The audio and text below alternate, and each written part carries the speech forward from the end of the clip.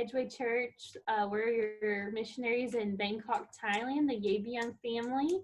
We're so glad we get to do this video and kind of update you on our situation and how we're doing. This is our boys, Noah. He's almost 3, and Titus is about 4.5, and then my husband, Joe. So we're excited to talk to you for a little bit now. But can you say bye-bye, Ty? Bye-bye. Say bye-bye. Bye-bye. Say bye-bye, Noah. Bye-bye. Say thank you, church, for your support. Thank you. Okay. Hey guys, as you just seen, the boys and Jessie and Joe here. It's our honor. It's our privilege. It's just a lot of fun for me that I get a moment to sit down and visit with Joe and allow Joe to speak, not just into my life and to me, but this we get to put out for everybody to see, and he gets to greet you all the way from Thailand. So I'm going to turn it over to Joe now. We're gonna have a little conversation today, and we hope you guys enjoy. So Joe, how you been, man? How's the family doing? We are doing good, and so we just wanted to say hi to all of you, and we are always thankful for church like you that pray for us and supporting us. And you know, we don't get to talk very often, so this is a special time, and it's very special for us and our family to be able to do this. And so we are all doing good, and as you know, that we have the virus is going everywhere, and it's affecting people from everywhere from the world, including Thailand. So, but the grace of God, we are doing good, and we are all healthy, so everybody doing good. So we hope that you're doing good also this time. Man, we are. We're doing well here, back in Arkansas. Speaking about the virus and then church, it's affected us here. Obviously, we're having to go completely online meetings. Everything's virtual. You know, how's that translate to you guys in Thailand? Like, how's the church doing where you guys are? Yeah, you know, the past month or so has been very challenging. You know, we were still meeting till the end of March, but then to the end of March, the government come out with a law that is illegal to meet in public. So that's when we have to stop meeting completely. So that I think they call that emergency law or decrees, which is supposed to end today, but they extended 30 more days. So we're not going to be able to meet the rest of the month of May. Wow. And so it's something new, and they put up a lot of restriction. Like as I shared with you before, you know, Thailand, we have a curfew now. So it's illegal to be out from your home from 10 p.m. till 5 a.m. in the morning. And so you can be in jail up to 2 years or almost $2,000 fine, and which is a lot of money, at least for me. I don't know about yeah. Yeah, absolutely. That's a lot. Wow. Yeah. So saying all of that, it's been very challenging. So we've been trying different ways where we can still meet on Sunday. So we try like Facebook Live, where I will be preaching, and everybody from our church and everybody that following our page listen. So which our church has about maybe 3,000 or 4,000 people that follow our page. But also the one that we like the best is just kind of, since we are a small group, we have been doing a Skype meeting, you know, kind of maybe 10, 15 people, we come to Skype and kind of have a Bible study. We feel it's more personal. I know that it's harder for big churches to do that with everybody to do a video call, but we're still small, so we've been doing that. And then, but not everybody can join. Some people can join, and some people are not feel comfortable to do a video call like this. And so we still try to figure out what would be best, and we still have to have 3 or 4 more Sundays to go. I think 5 more. Mm. And so it's been challenge. It's been challenge, and to not be able to see one another, to pray together, and to encourage one another. So I haven't seen anybody from our church for over a month now, except for one other guy. Yeah. Yeah. It is a hard time. That sounds very, very familiar to us here. If I remember right, you were doing a thing on, was it YouTube? It was called Ask Siripong? Yeah, I think it's like Ask Pastor Siripong. Are you still, is that something that you guys are still doing? Yeah, well, that's kind of what we start from doing, kind of, answering some questions. Mm-hmm. And then we took a break from that, and so we tried something different beginning last year. Is that we did a short video, about 2 to 4 minutes, on different topic, kind of encouraging people on. It's encouraging and challenging in Christian walk. So we're still doing some type of video and put it out there at least once a week. Except during this time, that we not be able to do it. So it's been, that YouTube stuff, the Lord has uses more than we plan, and which is very humble. So we have, you might see in our newsletter last time, we have about 200 video now. Oh, wow. Altogether. And then, there are somehow over people from over 10 countries watching. Wow. Because there's some Thai people that's scattered everywhere. And then, and also we just saw that, when you put all the view together, we have about a little over 1 million view of all the video combined. Oh, wow. And that's awesome. Which is very humble, because we're a small church, and we never thought that our small church can make that kind of impact, even though in a small circle. So people in churches in Thailand mainly know us from their YouTube, and a lot of people come to visit us from those videos also. And but the misconception people have is that they thought that our church is so big. And because we have all this kind of video, and some people say that they want to contact us, but they said that we're afraid you're not going to talk to us because we are such a big church. But nobody know that we have like 15, 20 people. We don't even have a church building. But anyway, so to answer your question, so we're still doing some type of video to help the Thai Christian, because we do have some people out there doing the teaching, but we feel like as well the biblical, that faithful to the Bible is very rare to find. I'm not saying that I'm good at it, but we know that we love the truth, and we just want to be faithful to that. So that's kind of what we try to do. Yeah. Where are you guys at with partners over there? Are you guys just do you have people partnered with you, other missionaries still? The last I remember, you guys had a family also there, maybe one, maybe two, I may be off there, but kind of what's going on with some of the people that are partnered with you? Yeah, we have another missionary family from the same association that we went to school together in Texas. He's from Texas. He's been here for 6-7 years now.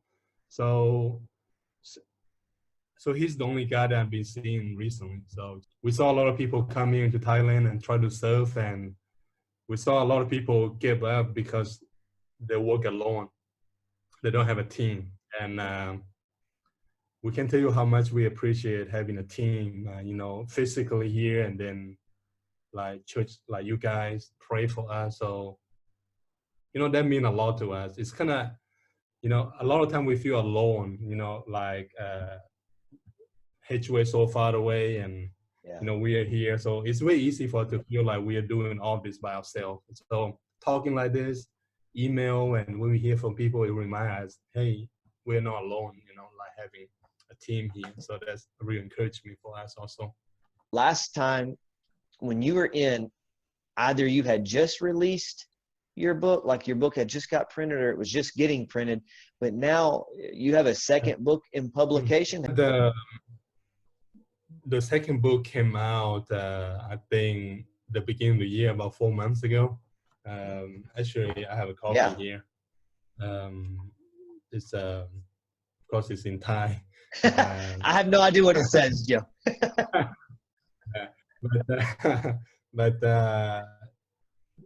you know, the book is basically, you know, answer 200 questions.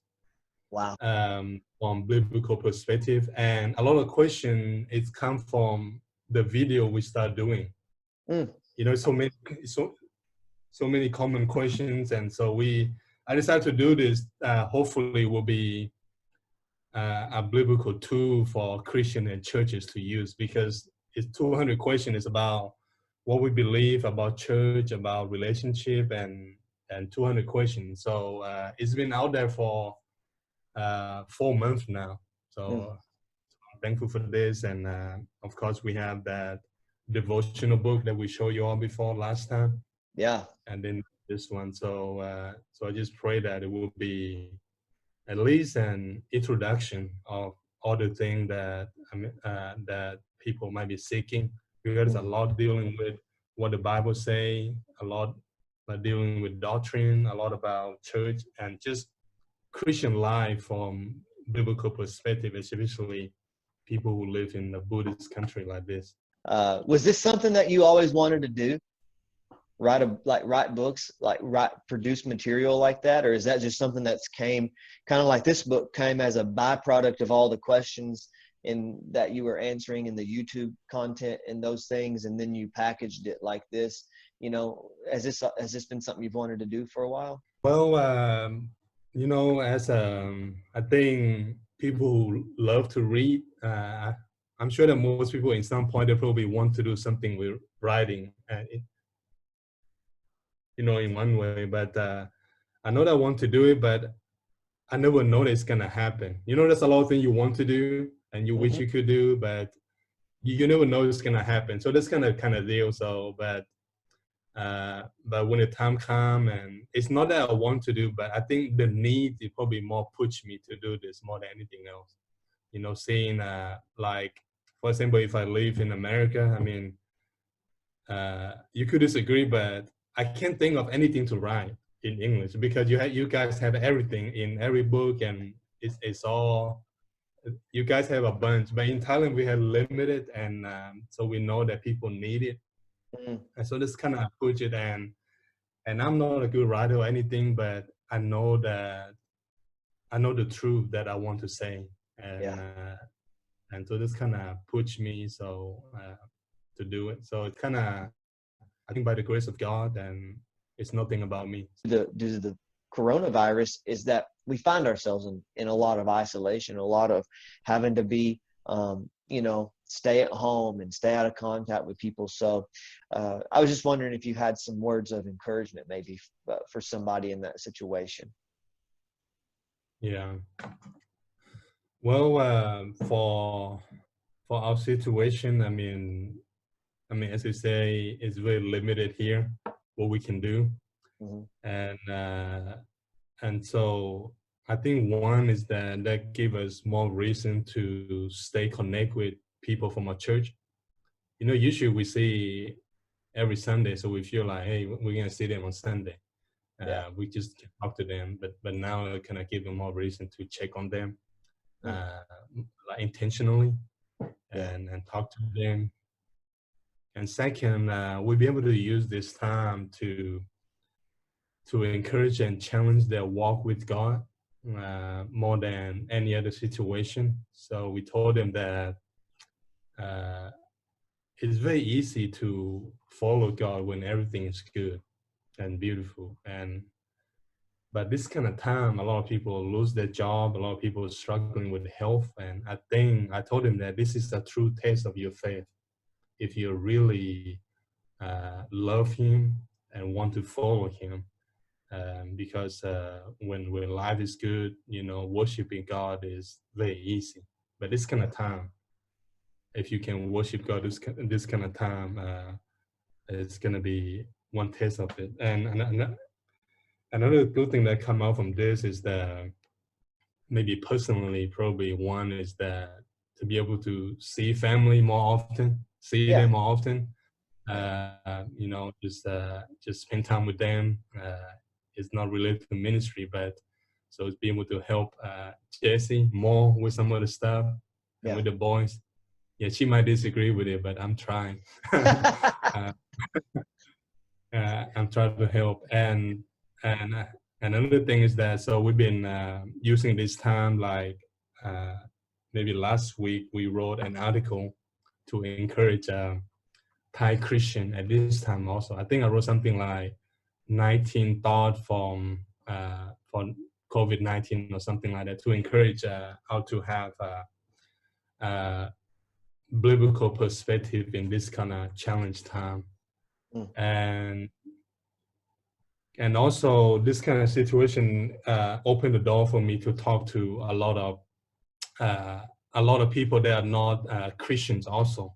They're wondering like, what's happening, what we're gonna expect, and so I was able to encourage some of the non-believer also. It's kind of hard to encourage them since they're not believer, but so I got to use what the Bible say to talk to them, to challenge them and encourage them in a small level. So I don't know, when you said it, it just kind of resonated with me when you said, you guys have really had to be very intentional during this time with staying connected with people.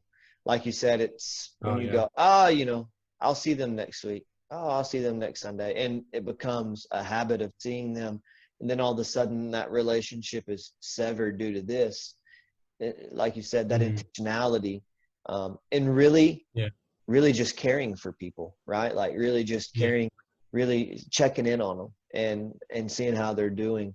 Is there anything else you would like to share before we hop off? Two things. One is that it's probably more like prayer request. So pray for our church this time. We tried to do video and have worship on Sunday with our people.